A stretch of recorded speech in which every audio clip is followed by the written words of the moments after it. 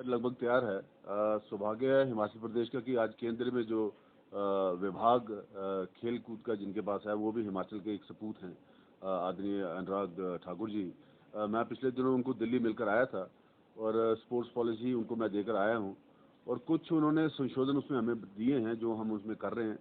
बाकी final meeting हमने 11 तारीख को धर्मशाला में रखी है, तो 11 तारीख को आदरणीय अनुराग जी धर्मशाला आ रहे हैं और मैं उनके हाथ से जो है स्पोर्ट्स पॉलिसी अनाउंस करवाने वाला हूं। और कुछ और एडिशन डिलीशंस जो भी हैं वो अब फाइनल स्टेज पे हैं। स्पोर्ट्स पॉलिसी लगभग बनकर तैयार है, क्योंकि हमारे पास केंद्रीय मंत्री हमारे ही प्रदेश से हैं और हमारे एक नौजवान साथी हैं और एक यूथ आइकॉन हैं अनुराग जी। मेरी विस्तार से बात आदरणीय मुख्यमंत्री जी जयराम ठाकुर जी से और अनुराग जी से बात हुई है और 11 तारीख को जैसे अनुराग जी आएंगे एक विशेष हम बैठक करके अपनी स्पोर्ट्स पॉलिसी उस दिन अनाउंस करने वाले हैं। 11 दिसंबर सेशन के दौरान। और इस पॉलिसी की अभी तक जो डिस्कशन हुई है वो खासियत क्या है? देखिए, बहुत कुछ जो पुरानी पॉलिसी, अभी तक तो कोई पॉलिसी किस्म की थी नहीं यहाँ पे। अब जैसे आपने पिछले दिनों में देखा कि हमारा एक बेटा ब्रॉन्ज मेडल लेकर आया है, तो उसको पॉलिसी के तहत तो उसके लिए कुछ था ही नहीं कि ब्रॉन्ज मेडल की ये 50 लाख से ऊपर कोई प्रावधान ही नहीं था। एक वैसे ही हमारा बेटा ऊना का सिल्वर मेडल लेके आया पैरा ओलंपिक गेम्स में। उनके लिए तो पैरा ओलंपिक्स के लिए तो कोई लाइन ही नहीं थी इसमें कि इनको कोई 5 पैसे भी देने या इनको रिकग्नाइज भी करना है। तो अब उसमें अमेंडमेंट्स करके उसको भी, बेटे को जो ब्रॉन्ज मेडल लेके आया उसको भी 1 करोड़ रुपया दिया, जो ये दूसरा बच्चा आया सिल्वर मेडल लेके इसको भी 1 करोड़ रुपया दिया है। तो अब उसी तरीके से जॉब्स में जो है इनकी कोटाज, इनकी विमेन डिपार्टमेंट्स में इनकी एडजस्टमेंट्स, अपना बिजली बोर्ड में हमारे पास जो थी कुछ कैटेगरीज की ही पोस्टें जो थी वो स्पोर्ट्स कोटे में ली जाती थी, अब उसको कैटेगरी को बढ़ाया गया। बहुत सी बातें हैं जिसमें एक स्पोर्ट्समैन फ्रेंडली पॉलिसी बनाने का हमने प्रयास किया है, जिसमें एक बच्चा ये महसूस करे कि अगर मैं खेल रहा हूँ, ठीक है, मैं जीत रहा हूँ या मैं हार रहा हूँ, पर मेरे ऊपर एक आशीर्वाद है, एक सरकार का हाथ है। और एसोसिएशंस के साथ गवर्नमेंट की रोल और फ्रेंडली हो, और पॉजिटिव हो, और एक किस्म का एक टीम के रूप में हम दोनों काम करें, क्योंकि असली अल्टीमेटली टीम्स एसोसिएशंस बनाती हैं, रिप्रेजेंट प्रदेश को एसोसिएशन करती हैं, उनको एक अम्ब्रेला के नीचे लाकर सबको कोऑर्डिनेट करके एक अच्छा फ्रेंडली वातावरण बना के कि सरकार के प्रति, क्योंकि केवल एसोसिएशन हमारे तक ग्रांट्स तक ही ना लिमिटेड रहे हैं, उसमें हमारा और एसोसिएशन का रोल बराबर का रहे, ताकि एक विशेष चैप्टर को जो हम हाथ लगाना चाह रहे हैं कि सवारिश ना चले, केवल मेरिट ही प्रिवेल करे। तालमेल कुछ एसोसिएशंस के माध्यम से, कुछ हमारे माध्यम से, ये आने वाले दिनों में हम जैसे कोरोना खत्म होता है और बच्चे फील्ड में उतरते हैं, कोई चीज की कमी नहीं आने देते।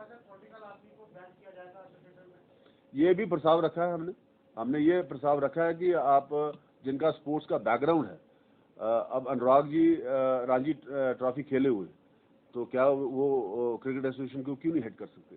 अब मैंने 2 बार नेशनल गेम्स खेली हुई है।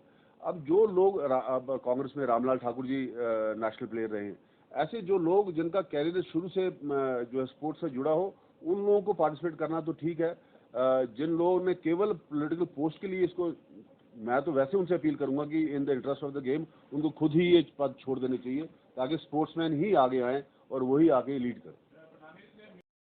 एक अच्छा स्पोर्ट्समैन कभी भी कहीं भी जिंदगी में फेल नहीं होता। एक अच्छा स्पोर्ट्समैन जो होता है, जिसको एक स्पोर्ट्समैन स्पिरिट के साथ लड़ने की आदत होती है, फर्स्ट आए या सेकंड आए या लास्ट आए, पर वो लड़ता रहता है, वो डरता नहीं, वो अगली बार फिर पार्टिसिपेट करता है। और अमूमन बच्चे जो लगे रहते हैं वो जीत कर आते हैं, चैंपियंस बनते हैं। तो जो जिस बच्चे को छोटी उम्र में चैंपियन बनने की आदत पड़ जाए, वो कभी अपनी जिंदगी में हारता नहीं है। स्पोर्ट्स कोटे के अंदर आप हर एक बंदे को नौकरी नहीं दे सकते। कई बार मैं देखता हूँ, आप पत्रकार भाई होंगे, इंटरव्यू छपते हैं, 4 बार नेशनल खेला हुआ है, अब ये कहीं चाय की दुकान पे काम कर रहा है। 4 बार नेशनल खेलने से नहीं आपका एक यार्डस्टिक सेट हो जाता। आपको वहाँ पे जाके नेशनल में अवार्ड लेना है, मेडल जीत के आना है, आपको आइडेंटिफाई करना। खबरों के लिए खबर तो बन जाती है, पर वही कहीं ना कहीं हमारे स्पोर्ट्समैन का वहाँ से मोराल भी टूटता है ऐसी खबरों के माध्यम से। तो मेरा सबसे निवेदन रहेगा कि हमको स्पोर्ट्स को पॉजिटिवली, स्पोर्ट्स को प्रमोट करना है और स्पोर्ट्समैन को स्पेशली हाई स्पिरिट्स में आगे बढ़ाना है। सर, अनुराग ठाकुर जो आ रहे हैं वो स्पेशली आपकी पॉलिसी सेशन के बाद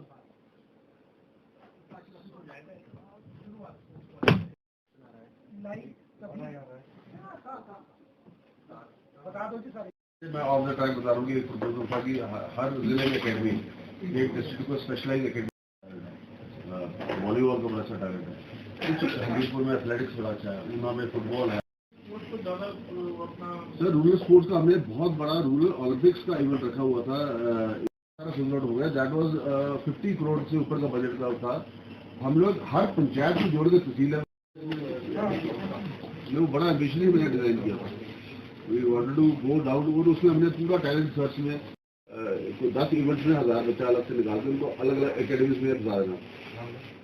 बट वो सारा बातें आपकी एड्रेस की हैं अपनी बात में, क्योंकि इस ओलंपिक्स के बाद मोदी जी ने जो हमें टारगेट दिया है पूरे देश के अंदर कि अगले 3 साल के बाद जो पेरिस ओलंपिक्स होनी है वहाँ पे हमारा झंडा कम से कम 50 बार जो है ऊपर आसमान की तरफ चढ़ना चाहिए और हमारा नेशनल एंथम 50 बार ही गाया जाना चाहिए। उसके लिए पर एक प्रदेश पर एक स्पोर्ट को भी स्पेशलाइज करने के लिए पॉलिसी आ रही है। बजट की अब हमें कमी नहीं आएगी, जो हमें केंद्र सरकार की तरफ से अनुशासन जो हमें जो विश्वास मिला है। पर जैसे मैंने कहा कि कोरोना की वजह से अब सारा का सारा अभी ब्रेक्स लगी हुई हैं। जो आपने बात कही टैलेंट सर्च के अंदर वो सारा काम आ जाएगा, जो मैंने आपको कहा कि स्कूल की स्पोर्ट्स हो या विभिन्न टूर्नामेंट्स हो, ये सारा टैलेंट सर्च के तरह। आपने कई बार देखा होगा, हम लोग मैं स्कूल की स्पोर्ट्स में जाता हूँ, गाँव के अंदर हमें वॉलीबॉल खेलती हैं 6-6 फुट की लड़की मिलती है। क्या हम उनको पिक कर पाते हैं? उनको पिक करने के बाद क्या हम एक साइंटिफिक ट्रेनिंग दे बैठते हैं? क्या उनको पिक करने के बाद हम उनको एक ऐसा एटमॉस्फेयर, एक ऐसा हॉस्टल, अब केवल साई के माध्यम से वो हो रहा है, वो भारत सरकार की जो स्कीम्स हैं, हम चाहेंगे कि इस किस्म की एकेडमीज हमारी हर जिले में डेवलप हों, जहाँ पे ऐसे स्पॉटेड बच्चे जो हैं, टैलेंटेड बच्चे जो हैं, उनको स्पॉट करके उनको निखारा जाए, उनको तैयार किया जाए, ताकि भविष्य में वो हिमाचल का और देश का नाम रोशन कर सकें। बच्चे ऐसे होते हैं वो सिफारिश के चक्कर में ही कि चलो 2 सर्टिफिकेट मिल जाएंगे, नेशनल खेल लेंगे तो कोई ना कोई हमें नौकरी में हमारा कोटे में नाम आ जाएगा। पर जो अच्छा टैलेंट बच्चा है वो वहाँ पे रह जाता है। इस बात को सुनिश्चित करेंगे कि टैलेंट के साथ कहीं कंप्रोमाइज़ ना हो, मेरिट के साथ कहीं कंप्रोमाइज़ ना हो। इस तरीके से मैं आप विस्तार में नहीं बता पाऊंगा, बहुत सी चीज़ें हैं, बहुत लंबी चौड़ी पॉलिसी, एक स्पोर्ट्समैन फ्रेंडली पॉलिसी और to promote sports in a big way. और सबसे खास बात इसमें ये भी रहेगी कि हम टैलेंट सर्च पे जोर देंगे।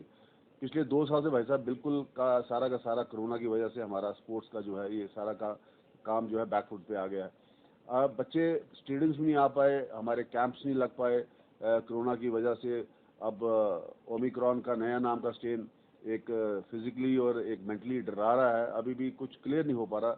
इसलिए मेरा तो पिछला 1.25 साल का टेन्योर पूरा का पूरा कोरोना में निकल गया। तो हम कई बार हमने स्पोर्ट्स पॉलिसी को बना के तैयार करके हम इसको करना लाए, पर एक एटमॉस्फेयर ही फेवरेबल नहीं था, एक एटमॉस्फेयर प्रो स्पोर्ट्स नहीं था, जहाँ पे हम किसी चीज़ को ले आते फिर उसको इम्प्लीमेंट ना कर पाते। कुछ अब एक हौसला हुआ है, कुछ राहत मिली है, पर ये ओमिक्रॉन के स्ट्रेन के बाद फिर से थोड़ा सा हमारी ब्रेक्स लग रही है। बट फिलहाल हम आगे बढ़ रहे हैं और 11 तारीख को स्पोर्ट्स पॉलिसी अनाउंस कर रहे हैं।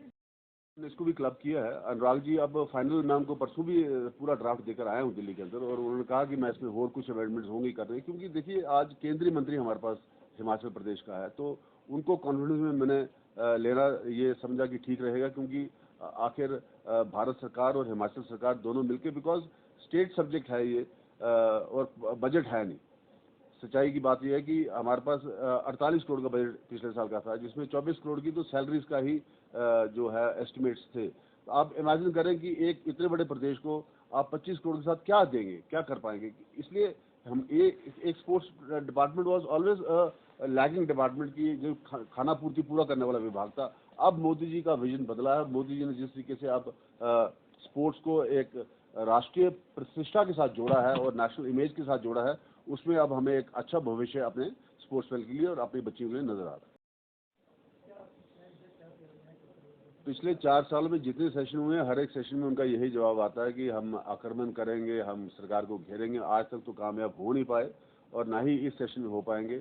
हम पूरी तरह से तैयार हैं, सरकार पूरी तरह तैयार है। सरकार ने कोई गलत काम नहीं किया। सरकार ने केवल अपने आप को, अपनी भूमिका को बड़े अच्छे तरीके से निभाया है। हमने कोरोना वॉरियर के रूप में हमारी सरकार उभर के सामने आई है। Himachal Pradesh has been the best performing state in the country जहाँ तक कोरोना मैनेजमेंट की बात है। इसके अलावा विकास को हमने थमने नहीं दिया, रुकने नहीं दिया। विकास ऐसे ही निरंतर चल रहा है। हर विधानसभा क्षेत्र में करोड़ों रुपए के काम हो रहे हैं।